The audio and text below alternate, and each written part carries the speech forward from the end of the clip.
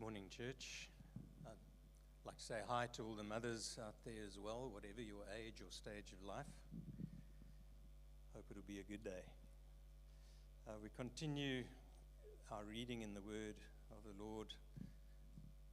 First chapter of at least book of 1 Peter, chapter 2, page 1075 of the Church Bibles.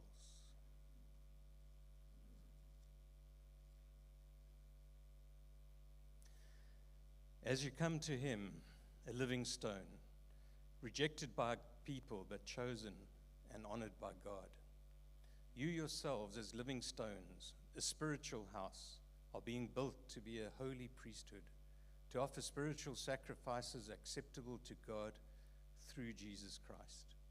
For it stands in Scripture, "See, I lay a stone in Zion, a chosen and honored cornerstone, and the one who believes in him will never be put to shame.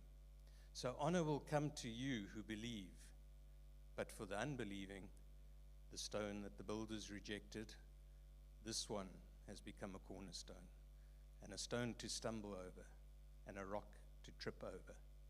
They stumble because they disobey the word. They were destined for this. But you are a chosen race, a royal priesthood, a holy nation, a people for his possession, so that you may proclaim the praises of the one who called you out of darkness into his marvelous light. Once you were not a people, but now you are God's people. You had not received mercy, but now you have received mercy. Dear friends, I urge you as strangers and exiles to abstain from the sinful desires that wage war against the soul.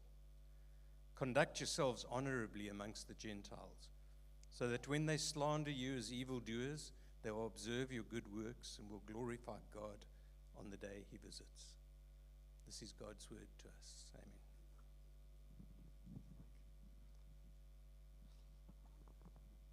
Good morning, everybody. And welcome to you if you are new, a granny, a mom, a spiritual granny. We love you guys, and it's so good to celebrate together. In the book of Deuteronomy, God says he warns his people, do not veer off to the left or to the right. But I want to encourage you after the service, as you head into the foyer, go left towards the cupcakes and buy them, and then go right and sign up for the ladies' breakfast. It's all going to be good, and we are supporting good ministries that are there to build up our faith. Let's pray, and then we're going to come to God's word. Lord Jesus, we love that your word says that we are God's people. That is such a high privilege that we sometimes take for granted, and we are sorry for that. But we ask that today, Lord, you would strengthen and encourage us so that we would be encouraged and strengthened to live for you. We ask this in Jesus' name. Amen. Well, not far from Cape Town sits a beautiful wine farm and working farm called Babylonstoren. I don't know if you've been there before. I don't know how well you can see this. It's a beautiful tourist destination, but it didn't always look like this. See, the plans were put in place over the last couple of years to redeem land that stood around Babylonstoren, to redeem it one farm at a time, to restore what was once this huge farm known as Babylonstoren. And they redeemed it, not just purchasing the land and plonking their name on it. They redeemed it for a purpose. So if you look at the next picture, it's actually a plot of what this beautiful garden looks like. And all of Babylonstoren, as you walk through these gardens, is just an absolute display of glory. And it gives us a small picture as to what redemption looks like. Because redemption is not just purchasing an object or purchasing something to then keep it to be yours. It's purchased so that it can have a new status and a new purpose. A new status and a new purpose. And that's what Peter has been showing us all throughout his book in chapter 1, and now we head to chapter 2. He's showing us God's grand redemption story. He's inviting us to come and enter that redemption story as we see that redemption it comes at a cost. And when it comes to God's redemption project, God's redemption came at the highest cost. Have a look at what Peter said to us in chapter 1. He said, "For you know that you were redeemed." He's telling these people, you were redeemed from your empty way of life, inherited from your ancestors, not with perishable things like silver or gold, but with the precious blood of Christ, like that of an unblemished and spotless lamb. Peter's saying Jesus redeems us into a relationship with God, and that's just the beginning. Redemption doesn't stop at us coming into a relationship. Redemption leads to us having a new status before God and having a completely new purpose for Him in the world. It's a big picture of redemption. And I wonder this morning, has that been your understanding of what the Christian life is? Have you had that big picture view of what the Christian life is? Or have you been living with the understanding that the Christian life is me intellectually believing in Jesus, knowing my sins are forgiven, going to heaven, and I'll see you there on the other side? Now, salvation is not less than those things. Absolutely, it's knowing Jesus, experiencing His forgiveness, and enjoying life with Him forever. But Peter's showing us here, redemption life means so much more than that. God is inviting us to come to Him, be given a new status, and to live in the here and now according to His grand purpose. So when in God's eyes, redemption is not like Him buying a plot of land and then sticking His name on it. Redemption in the Christian life looks like the beautiful gardens of Babylon's Toron, so that our lives for God become a grand display of what He's done in us, what He's doing in us, and as He's working within us towards the aim of making us like Jesus until we meet Him face to face. So today, this is what we're going to see, and I think it's fitting for Mother's Day. This is the main point Peter's trying to get across. He's saying, as God's precious people, that's who you are in His sight. As God's precious people, praise Him with all of your lives. As His precious people, praise Him with your lives. And I really hope you have a Bible open. It will not be an embarrassment to go and grab one from the back, because we're going to dig deep into His Word as we see this coming out. Because we're in chapter 2 this morning, and chapter 2 is a climax of the letter, because everything is going to change from this point on. He's been building up our understanding of who we are in Christ, and then the letter is going to tip over into what that looks like in the world. But chapter 2 began with, as we all love them, it begins with a baby picture, a baby photo. So you can have a look with me in verse 2 of chapter 1. No, verse 2 of chapter 2.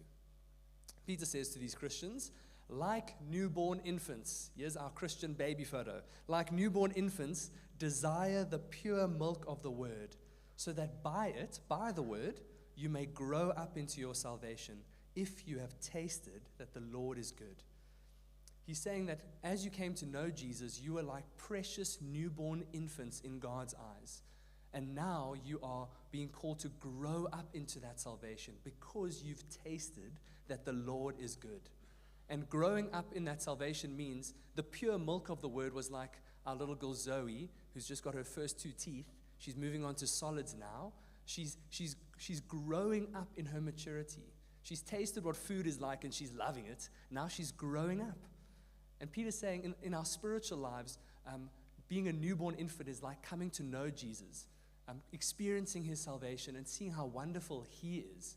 And now we are called to grow up in that salvation, to get to know Him better, to know what it means to live for Him in this world. That is what growing up in our salvation looks like, because we've tasted that He is good and that life with Him is far better than it was without Him. Then in verse 4, we have these words of worship. Have a look. He says, as you come to Him, because Jesus is His salvation. It's not something separate from Him. Jesus is His salvation. So as you come to Him, these are words of approaching God. And if we have the Old Testament in our minds, we know that one did not simply approach the living God. You had to be a prophet, you had to be a priest, you had to be Moses himself to make your way up to the mountain and be in the presence of God. Now, because of Jesus, we are saying, as you come to Him. It's family language. It's language of the living room. Come be part of this. As you come to Him. He's saying that now by faith, we are these maturing children of God. We've tasted salvation. We know His forgiveness. Now let's go deep into all that it means to live life with Him and live life for Him until we meet Him face to face. See, Peter's going to do this for us by unfolding several truths from the Old Testament. In your Bible, you'll see some of the Old Testament quotes are in bold or they are indented to the side. And you can see he's got a lot of Old Testament to get to.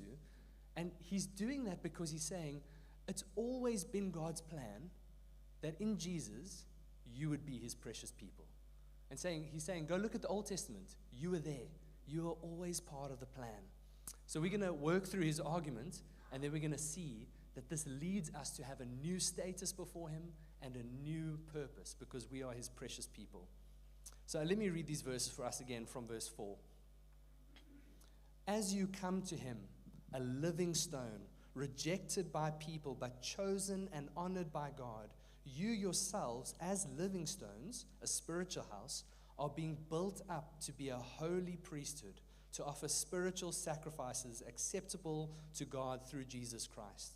For it stands in Scripture, here's the Old Testament throwback, see, I lay a stone in Zion, a chosen and honored cornerstone, and the one who believes in him will never be put to shame. So honor will come to you who believe. But for the unbelieving, the stone that the builders rejected, this one has become the cornerstone. Peter's big idea is that you are precious in God's eyes because you belong to Jesus. Jesus is precious in God's eyes, and if you belong to him, you are now precious. We see that Jesus is described here in verse 4 as the one he's chosen and honored by God as this cornerstone. This cornerstone was what started everything in the building process. It was the most precious stone, the one that was spent the most time on. It set the corner, it set the angle, it set the height. Everything about the building was going to be started there. And God says, Jesus is my chosen and honored cornerstone. He's not making this up.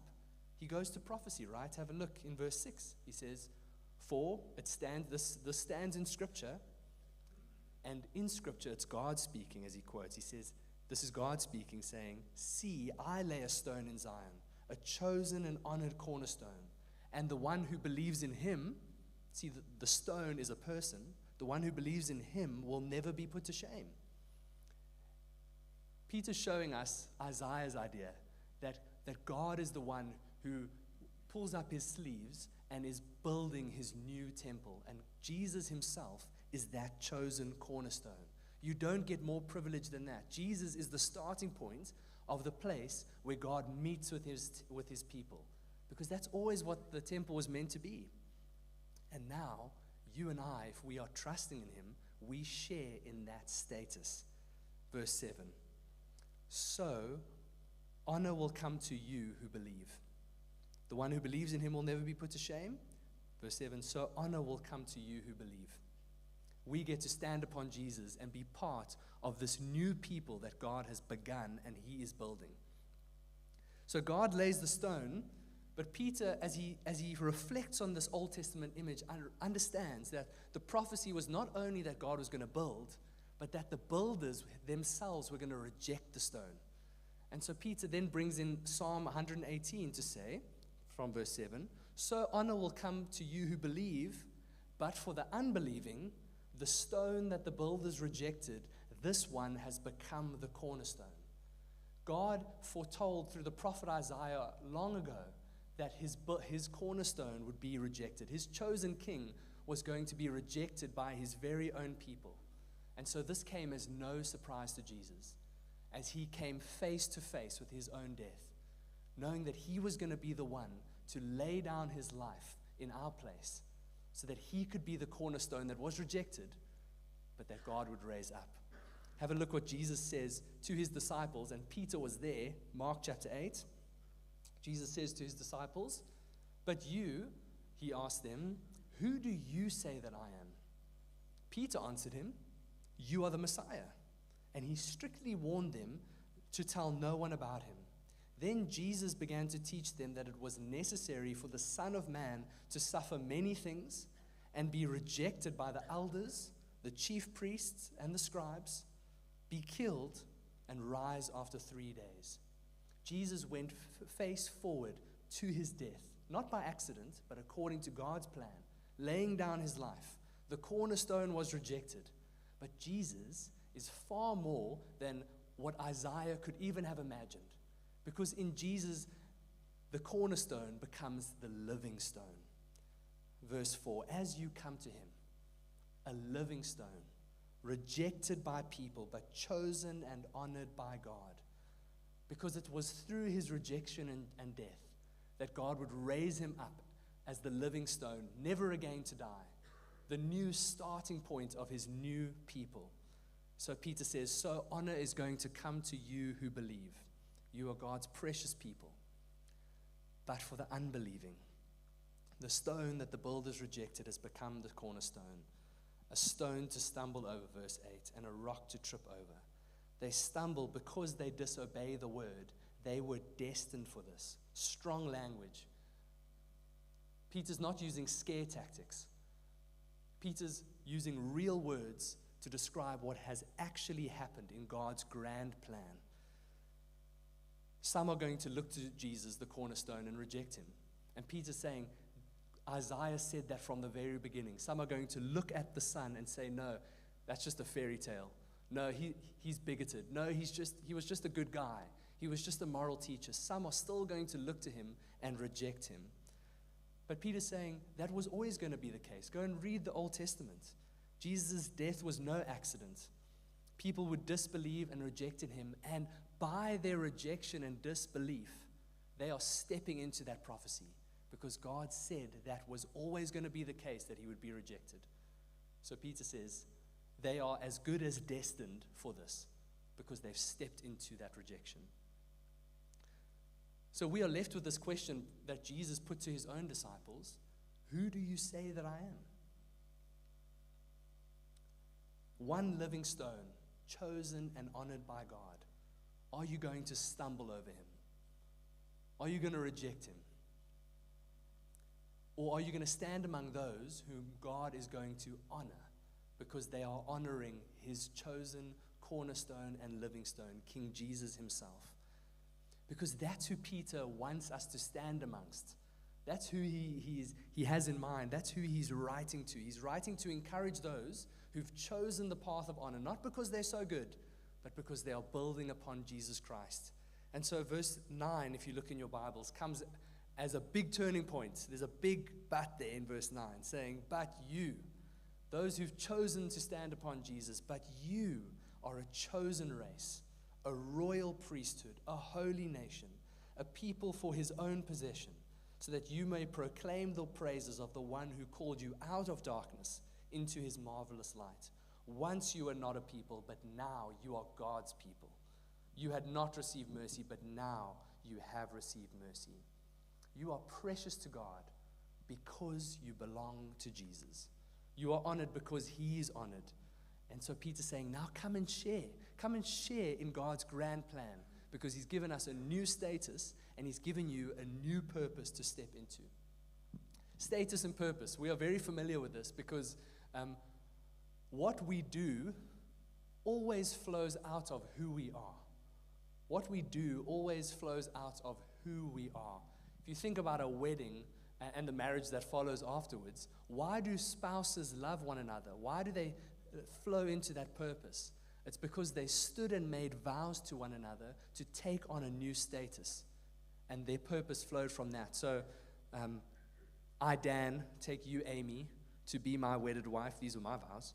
To have and to hold from this day forward, there's a purpose. For better, for worse, for richer, for poorer, in sickness and in health. To love and to cherish, laying down my life for yours, until death parts us. What you do flows out of who you are. We are God's precious people. That is who we are. And our purpose is going to flow out from that. So what is our new spiritual status? I just want to say, don't get scared of the word spiritual. Spiritual is a Bible word. Spiritual speaks to the deepest part of who you and I are, as those who were made in the image of God, who himself is spirit. Part of what God does as we come to him and as we are born again is he takes away our spiritually dead heart of flesh and replaces it with a spiritually alive heart. Our spiritual life is the deepest and truest part of who we are. And we are in deep danger if we are neglecting our spiritual life. It's how we relate with God. And so Peter says, verse 4 and 5, here's our first status. As you come to him, a living stone, rejected by people, chosen on by God, you yourselves, as living stones, as a spiritual house, are being built to be a holy priesthood to offer spiritual sacrifices acceptable to God through Jesus Christ. Every you that you read in these verses is plural. He's thinking about the whole church as he writes these words. He's saying, you together, gathered, are the living stones, a spiritual house. In other words, every believer in this room and out in the world make up the spiritual bricks of God's new temple. You cannot go on and you shouldn't right now go to Jerusalem. You cannot go on a pilgrimage to the temple. It's not there. You are the temple, built on Christ, the cornerstone. God lives among us and he lives within us. This is the climax of his plan. We are stepping into that status. So Peter says you are the spiritual house, and then he floods these verses. Did you see it in verse 9? He floods this with a sea of Old Testament pictures to say, in case you weren't sure, this is who you are. Doesn't matter what role you carry in the world, this is the most true of who you are the day you trusted in Jesus. You are a chosen race, verse 9, a royal priesthood. You are a holy nation, a people for his possession, so that you may proclaim the praises of him. Peter's point is that if you have come to Jesus, even this week, if you've come to Jesus, even now, if you are coming to Jesus to trust in him, you have been changed spiritually and you've been changed eternally. And so his encouragement is live in your status.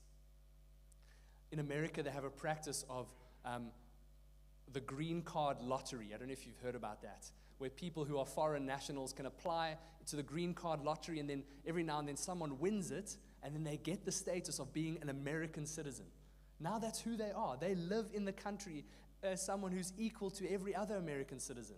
That's who they are. They can enjoy life in the country. They can work, build, have a family. See, God has gifted us, not by lottery.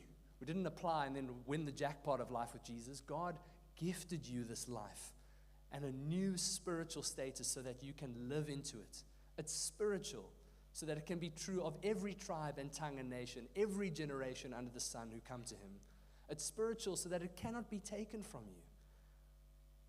It's the greatest affirmation of who you are in this life. You are his. Because it doesn't depend on how you feel today. It doesn't depend on how you were treated by others this week. It doesn't depend on what happened to you in your childhood. This status comes to you from the outside. And God says, you are precious to me because you are standing in Jesus. Friends, this is a high and a holy calling. And Peter's saying, we need this gathering.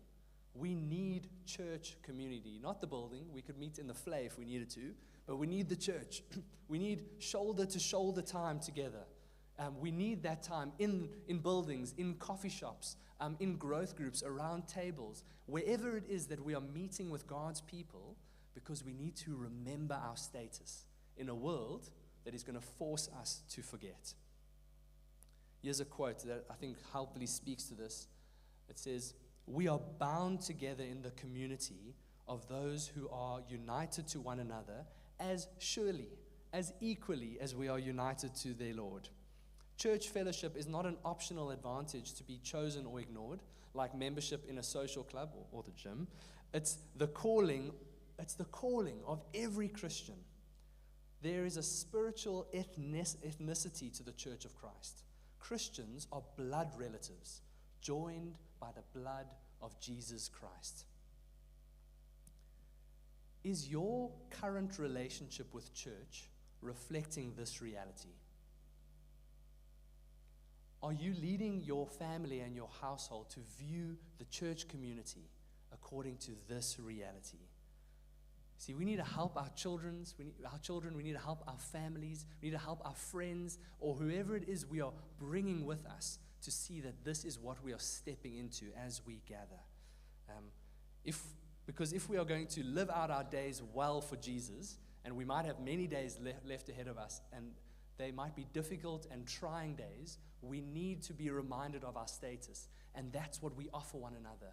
You need me, and I need you, to have and to hold from this day forward, for better, for worse, for richer, for poorer, in sickness and in health, to love and to cherish one another, laying down our lives for one another, until death parts us, and then forever we are united to Jesus. See, gathering reminds us that we are to live out this status. So why does Peter press into this so deeply? I think he does this so that we'll see that to the level that we take on board who we are, to that level, we will then live out our purpose. Because what we do always flows out of who we are. And so intermingled in these verses, I hope you've picked it up, there's a priestly purpose that he offers to us. And he gives us two. One is in verse 5 and the other one is in verse 9. Purpose 1 is, you yourselves as living stones, a spiritual house, are being built to be a holy priesthood, here it is, to offer spiritual sacrifices acceptable to God through Jesus Christ. So purpose 1 is we will offer spiritual sacrifices. And then verse 9, out of the status of being a chosen race, royal priesthood, holy nation, people for his possession, so that, purpose, you may proclaim the praises of the one who called you out of darkness into his marvelous light. Offering spiritual sacrifices, praising him, proclaiming his praises. These are both, we can call them the work of worship. These are works of worship. It's what we do. This is ordinary to the Christian life. It's the air we breathe as we step into offering spiritual sacrifices and praising our great God and King. Now, because it's a work of worship, that's not to say that our praise and worship isn't spontaneous. Absolutely. Our hearts are going to be stirred towards worship of God, to raise our voices and raise our hands simply because of who he is, what he's done, calling us out of darkness into his marvelous light. Whether we're listening to music in the car or as we are stirred towards praising him together this morning. Absolutely. Worship can be spontaneous. But this language is language of purpose. He's saying worship is your daily task. Worship is what is on your to-do list every day. Just as it was, if we think of priesthood for a moment, it was the same for the priests in the temple of old. You can think that sacrifices were their acts of worship. A sacrifice needed to be thought about. It needed to be prepared. It needed to be prayed over. It needed to be sacrificed. It needed to be offered to God in thanksgiving or adoration or confession. Sacrifices were the work of worship. Now, spiritually, Peter is saying we offer our lives and the life of our church to God in praise. This is our spiritual act of worship. The question that needs to be on our minds, if you want to type it into your phone and put it on your screensaver, is how can I offer this moment to God in praise? How can I offer this moment to God in praise? That's what we ask ourselves before any situation. Before we speak, will these words honor God? Before we send that message or make that comment or tell that story or defend ourselves or correct someone, will this be honoring to the Lord? And as a church, before we start a ministry, before we spend money, before we make plans, before we handle a disagreement, how can this moment be offered to God in praise?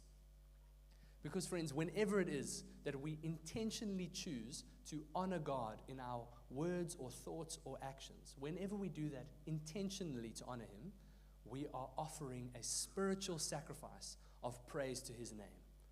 We are doing his way, his will, not mine. And as we're seeing in this, it's an all-of-life thing. Spiritual sacrifices. He doesn't say when it starts, when it ends. He's saying go and offer spiritual sacrifices.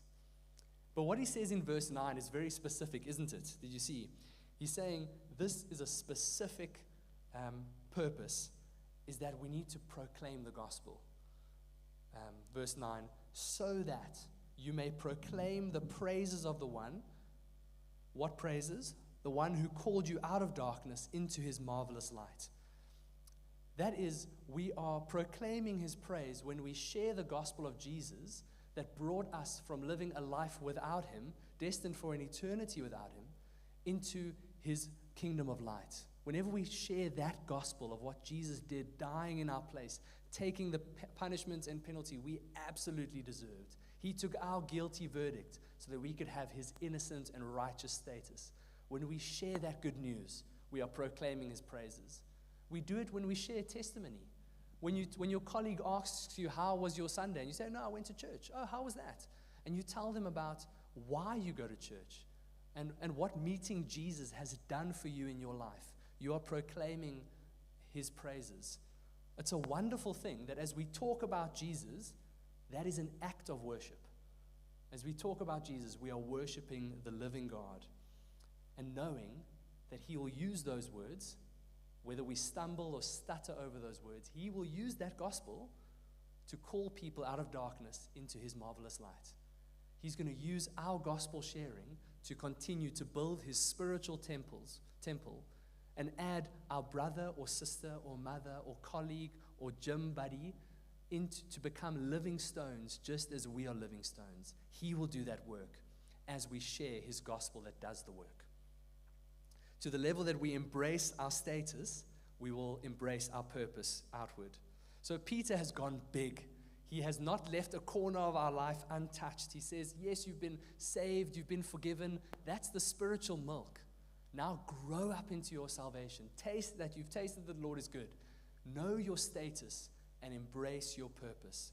Especially because the life we live in this world, in Umhlanga, is rough ground. And for chapters 3, 4, and 5, Peter is going to be saying this next point. He's saying you are strangers to the world. He's saying that we live with a twin reality of being, on the one hand, precious to God, and equally we are strangers to this world.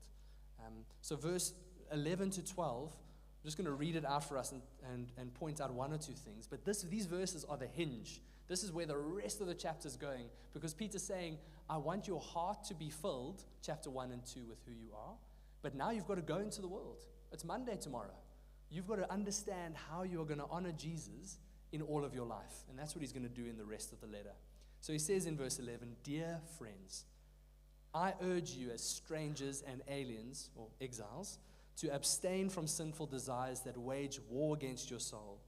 Conduct yourselves honorably among the Gentiles, so that when they slander you as evildoers, they will observe your good works, and they will glorify God on the day that he visits us.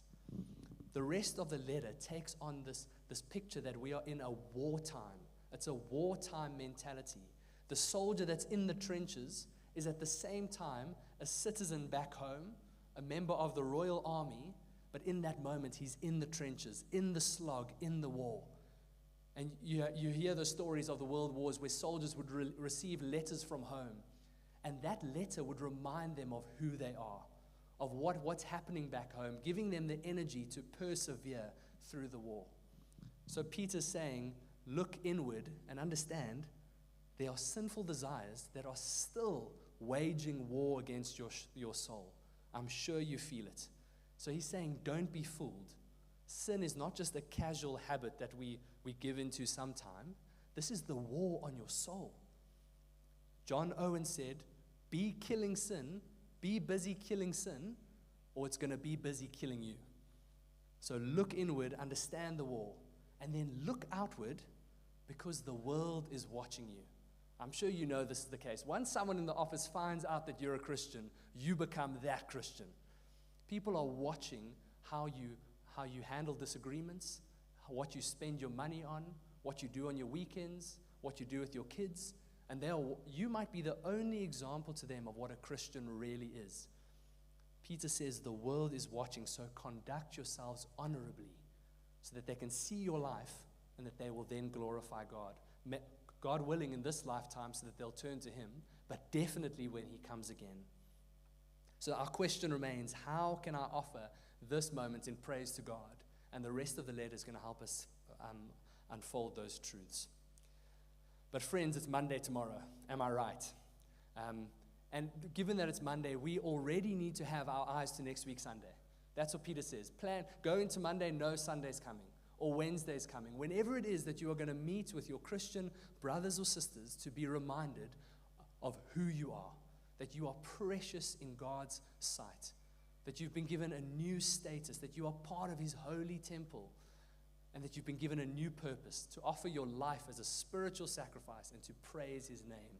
We need to have our eyes towards those moments, like the soldier in the trenches, so that it will energize us to go back out into the world and live to the honor of His name. Peter says, and we'll close with verse 4, as you come to Him, as you come to Jesus, a living stone, rejected by people but chosen and honored by God, you yourselves, as living stones, a spiritual house, are being built to be a holy priesthood, to offer spiritual sacrifices acceptable to God through Jesus Christ our Lord. You are God's precious people. Let's praise Him with our lives. Let's pray.